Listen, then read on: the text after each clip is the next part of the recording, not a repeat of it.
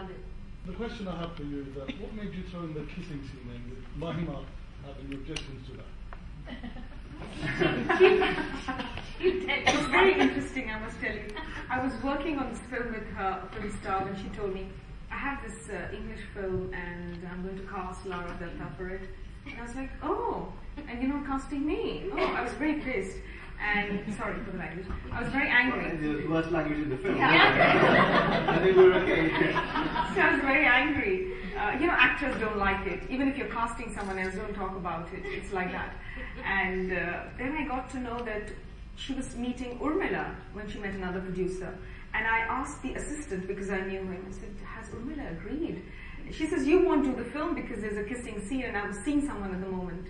And I was like, yeah, he's not going to allow me, you know how boyfriends can be.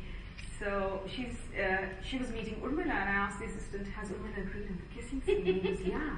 I was like, oh, how lucky everyone is. They get to do this film because they can do the kissing scene.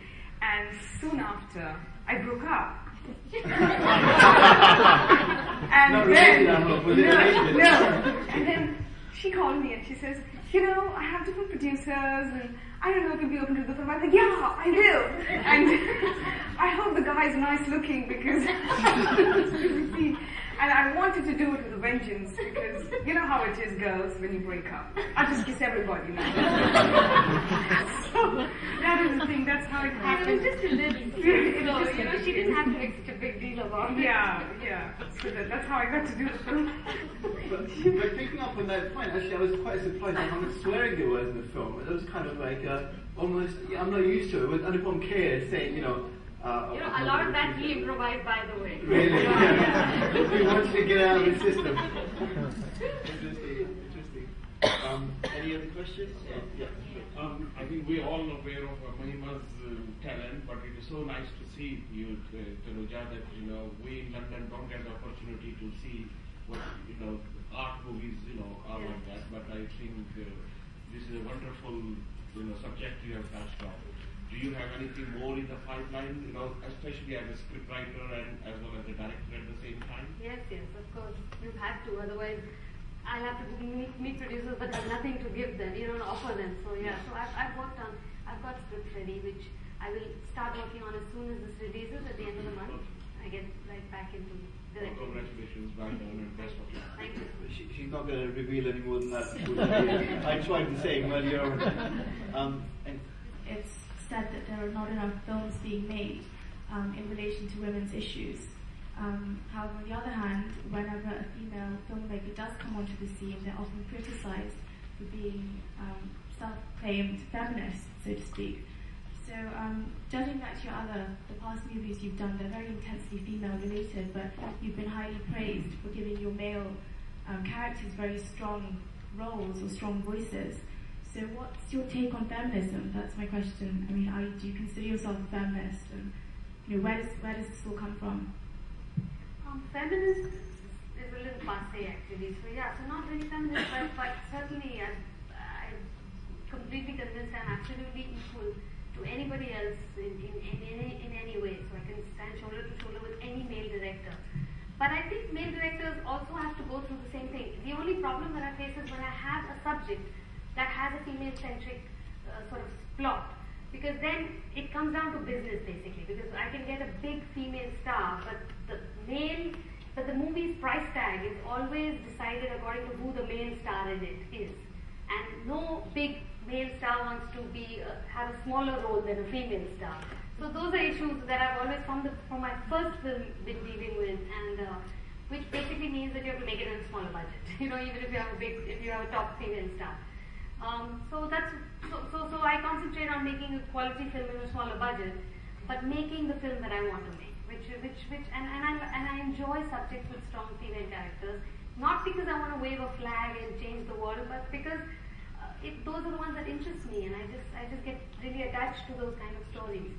So I wouldn't. So feminism, fine. I mean, but I work like any of the guys on the set. I don't think of myself as a woman director, and I'm not delicate, and she knows very well that I'm really sort of aggressive and loud and tough on the sets, and I'm accountable to whatever I do wrong, and I'm accountable for my failures, so that I can take credit for my success as well. So I'd like, so it's I'm the only problem I face is because Bollywood is still very traditional in terms of subject matter, subject choices. So I may have, even if I have Aishwarya Rai, last movie I had Sushmita Sen, but I had Shaimi Ahuja opposite her, and it was a small budget film, despite having a top female star. So it just comes back, finally it's just all about the budget. Why was it difficult to get funding from the Bollywood producers for your movie? And the second question I want to ask you is that when you got the offer from these producers in America, New York, was your movie in any way a script amended or compromised to meet their requirements? In Bollywood, people like the story because there's a strong plot, but producers could see that this is an offbeat film. It doesn't come into under the mainstream commercial cinema. So they said, yeah, we like it, but either you take Amitabh Bachchan and Jaya Bhaduri as the colonel and his wife. So I was like, I love them as actors, but I can't be certain that they'll do it. So there were these issues. Either commercialize it by the casting or make it much more of a commercial film. And I didn't want to do that. And I certainly didn't want to make it Hindi language.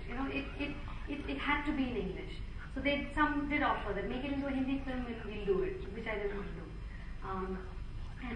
Yes, and about the American producers. Well, although the American producers were wonderful, but they're writers themselves. So they did have opinions on some things, and they're very squeamish about anything that comes even close to melodrama.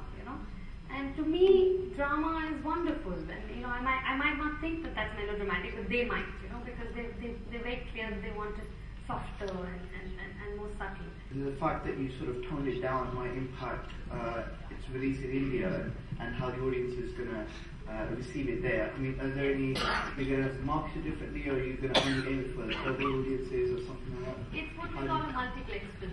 So yes, it is for the urban audiences, and I can't expect it to do the same business as a big Bollywood blockbuster, obviously. So it is aimed at the urban audience that likes these kind of movies. And today, it is an exciting time in India for us, and for directors and for writers, because people are opting for those kinds of films. So that's wonderful. So I know that it's not going to be a mainstream huge release. It will be a smaller release. Maybe if people like it, then we start increasing the prints, and I'm hoping for that to happen. Is there a date for release in India? Yeah, it's supposed to be the end of this month or early next month. But the music is really nice. We have a few Punjabi songs. We just shot a music video with Mahima and with Jassi Jasleet, that wonderful song called Maiya, which is, I believe, an old Punjabi folk tune. So that song everybody loved. So when they love a song, then you've got something going on. So that's good. Songs, music, love music. Can I ask a question to Mahima, please? Yes, please. You spoke about acting in Bollywood and the Hindi movie kind of form, and having to move to a kind of more European Western style. So can I just ask you a little bit more about that, please? How long that process took and how you achieved that? And did you do it all on your own? No, I didn't do it all on my own. She was there, and I took it one scene at a time, and baby steps. And I did it while we were shooting the film. After every take, I just say, was it over the top? Should we do one more? And I think she handled it brilliantly.